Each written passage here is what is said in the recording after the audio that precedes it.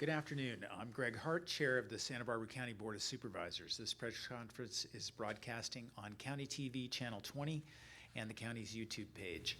The meeting is being interpreted in American Sign Language by Kim Rich.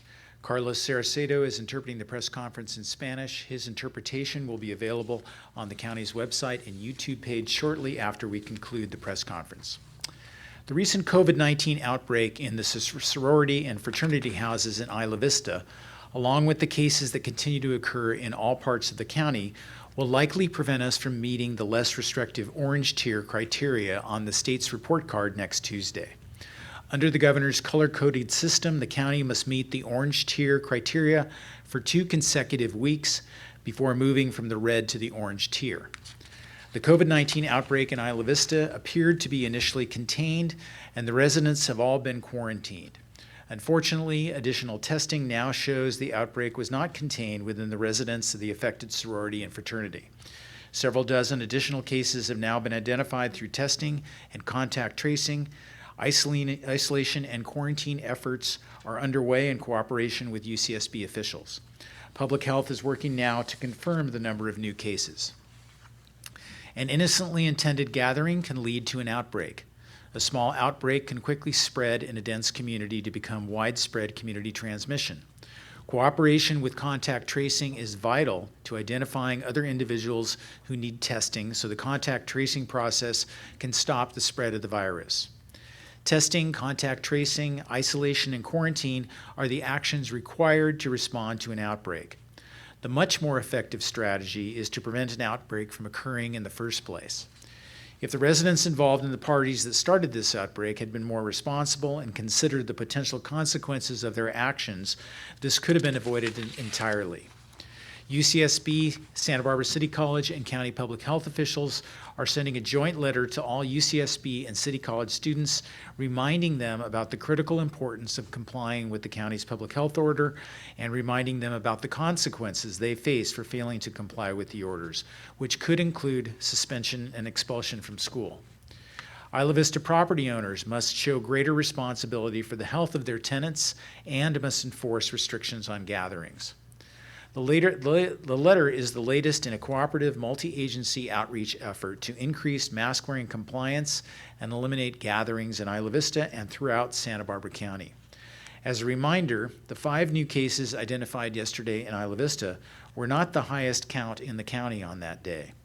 Unfortunately, 6 new cases reported in Lompoc yesterday, and Santa Maria had the highest number of cases in the county earlier in the week. There is so much at stake right now. The prospect of a second wave of the virus spreading through our community must be avoided because lives are at stake. Our kids need to be able to get back to school. We need to be able to visit our frail elderly relatives and friends in nursing homes. Local businesses must have the opportunity to fully reopen so lost jobs in our local economy can recover. In order to accomplish these goals together, we all have to continue to do our part to reduce the spread of the virus in our community. This message applies to young residents in Isla Vista. It applies equally to couples who want to gather with friends over wine in the San Ynez Valley. It applies equally to friends who want to have a backyard potluck in Santa Barbara, Goleta. It applies equally to extended family that want to celebrate a birthday in Santa Maria. This year, to be safe, we can't gather together the way we've always done it in the past. We can and must keep our relationships intact and flourishing by being creative and innovative. Yesterday, I saw a bride and groom at the county courthouse wearing masks while taking their wedding photos. It was a beautiful sight, and it reminded me of the incredible creativity and resiliency of our community. That bride and groom might forget the date of their wedding, but they're never going to forget that this is the pandemic year that they were married. Make time to call friends and family on the phone. We're all extraordinarily busy adapting to the new demands of our remote lives. Screen time dominates our daily interactions. Take a moment to turn off the distractions and reach out to a friend or family member to simply stay in touch. The circumstances we currently find ourselves in isn't permanent, but it is going to be with us well into the next year. Halloween is right around the corner, and the event is another test for our community. Please follow the Public Health Department guidance and don't take your children out trick-or-treating door to door. There are far too many things that can go wrong, and the consequences, particularly at this fragile moment, are extraordinarily momentous. This past Tuesday, the Board of Supervisors approved an administrative ordinance to provide additional enforcement tools to assist in managing the COVID-19 pandemic. This new administrative ordinance does not change the county's fundamental enforcement strategy, which is founded on education and cooperation.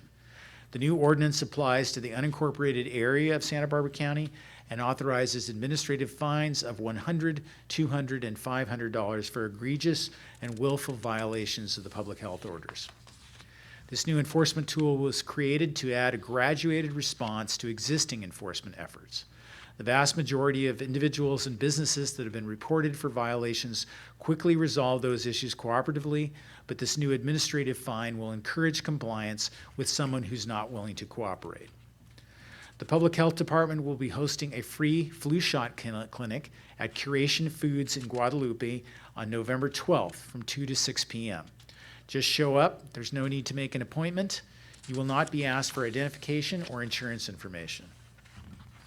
The Santa Barbara Better Together Fund, a partnership between the Santa Barbara Foundation, County of Santa Barbara, and numerous other community organizations, will be accepting business grant applications until next Wednesday, October 28th. Eligible businesses in the unincorporated area of Santa Barbara County can receive up to $7,500 per grant to assist them in safely reopening. The County of Santa Barbara is committed to supporting our local small businesses during this challenging time. For more information, please visit sbfoundation.org. Next, we have Dr. Vonda Reynoso, the Director of the County's Department of Public Health. Thank you, Supervisor Hart. Like all counties throughout California, we are guided here in Santa Barbara County in our overall response by the Governor's Office and by the California State Department of Public Health. We must follow their guidelines, and as I've noted before, we can be more, but not less, restrictive in our local approach to addressing the virus. The blueprint for a safer economy is one example of the state's strategies in addressing the virus. While other states are currently experiencing surges in the coronavirus cases, California continues to hold steady given our metered, dimmer approach strategy to reopening. This strategy, coupled with state and local communications regarding masking and social distancing and our community response, has made a difference. California is in a far better place than it was several months ago, and we, as a county, following the reopening guidelines, and yes, making several more restrictive decisions, such as restricting gatherings and increasing testing beyond the state average, have netted reductions in our case rates and testing positivity. Thank you to all community members who have given so much and heeded the advice of public health and other medical experts. 14 states recently set records for the number of patients needing to be hospitalized, but California's hospitalizations have declined, as Santa Barbara County, reaching a low of 12 last week. So too have the state's cases decreased. In California, the 7-day rolling average number of confirmed cases peaked in July with more than 10,000 and have since dropped to approximately 2,700 as of October 19th. The state's daily case rate has dropped from a high of 26 in July to 7.5 as of October 21st. Similarly, here in Santa Barbara County, our daily case rates have also dropped from 26 to 5 per 100,000 population. In addition, another contributor to our recent case reductions as a county is our continued testing, as we have averaged nearly 300 daily tests per 100,000 population over the last several weeks, exceeding the state median testing parameters of 239. The rate of California's positive tests have dropped from a summer high of 9.8 to now 3.2. That's approximately half the national average. Here in Santa Barbara County, our current testing positivity rate is 1.9%. So let's review the metrics for Blueprint for a Safer Economy in total. Here's where we currently stand. Our daily case rate is fluctuating in the range of 4.5 to 4.9 from October 11th to October 14th, and the testing positivity rate continues to trend downward, ranging from 2.1% to 2.4% during the same time period. In order for us to move into the less restrictive orange tier, we need to decrease our daily adjusted case rate to 1 to 3.9 per 100,000, or no more than 17 for our county. The orange tier is within our grasp. We're almost there if we only can work on decreasing our case rate. Other counties have been able to move towards the less restrictive tiers. So we urge everyone to do your part to decrease the transmission of COVID-19 in our county. Please wear your face covering, maintain physical distance, wash your hands, sanitize surfaces that are frequently touched, and limit gathering to others outside your household. I'd like to update you on the increased cases we are experiencing in Isla Vista and the potential impacts. We currently have 34 active cases in Isla Vista. We have expanded our testing capacity in IV.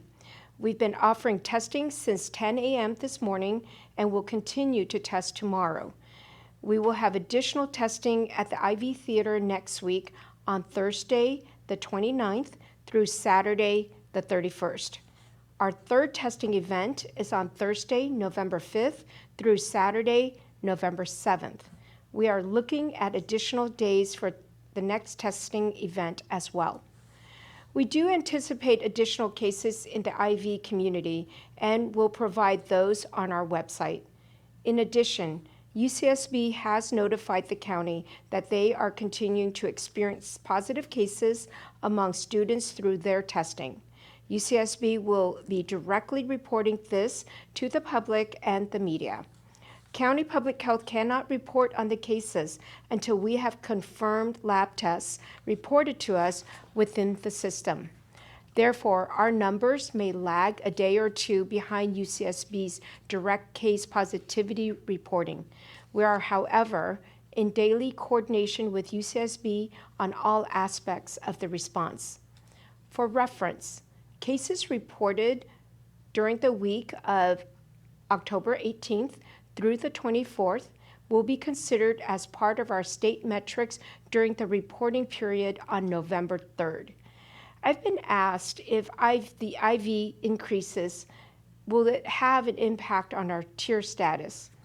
The answer is that if our collective county case rates at any period result in a higher than 7 cases per 100,000 per day, or 32 cases for our county, we may be reassigned to the more restrictive tier, the purple tier. I would also like to let you know that guidance from the state has been updated for several key sectors. This includes new or expanded guidance for movie theaters, family entertainment centers, personal care services, hair salons, and barber shops, among the few. Updates can be found at the state website, covid19.ca.gov, industry-guidance, as well as on our county at readysbc.org. Lastly, Halloween is next Saturday, and we are concerned that we will see an uptick in new cases from 1 to 2 weeks after Halloween due to gatherings and celebrations. No one should be participating in the traditional trick-or-treating this year in the traditional ways. You can find new ways of celebrating, observing Halloween on our website at publichealthsbc.org. At all times, please take care of yourself and protect others around you. by being diligent to wear your mask when you are outside your home, by maintaining at least 6 feet from others, and by limiting gatherings with others outside your home. Thank you. Thank you, Dr. DeRenoso. We'll now go to questions from the room. Mr. Devine. Hi, so first question for me, you said 34 active cases in Isla Vista. Can you give me an estimate of how many of those were as a result of those gatherings that took place? It's hard to say, but we can tell you that we are investigating and monitoring outbreaks at 5 fraternity and sorority homes, as well as investigating the new batch of cases that we just recently received. Kind of speaking along, Greg was talking about it, but just tell me, we're so close to the orange tier, if I'm not mistaken. What does something like this do to our potential to get into the orange tier, but it could also kick us back into the purple tier, correct? Right. So as I mentioned, the cases for the tier assignment is taken collectively, and so the increase in cases will definitely have an effect because it's collectively adding to the daily number of cases allowed in the orange tier, as well as maintaining the red tier, as well as moving us backwards to the purple tier.